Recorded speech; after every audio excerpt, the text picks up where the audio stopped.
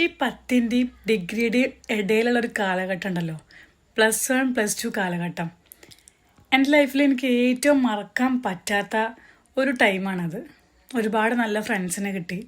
ഞാൻ ഗേൾസ് ഓൺലിയിലാണ് പഠിച്ചിട്ടുള്ളത്, പക്ഷേ അവിടെ വന്നതിന് ശേഷം എനിക്ക് നല്ല അടിപൊളി ഫ്രണ്ട്സിനെ കിട്ടി. എന്ന് കരുതി ഞങ്ങളിപ്പോഴും ദിവസവും വിളിക്കുക സംസാരിക്കുക അങ്ങനെ ഒന്നുമില്ല. പലരും പല സ്ഥലങ്ങളിലാണ്. എനിക്കങ്ങനെ യൂട്യൂബിൽ ഒരുപാട് ഫോളോവേഴ്സൊന്നുമില്ല.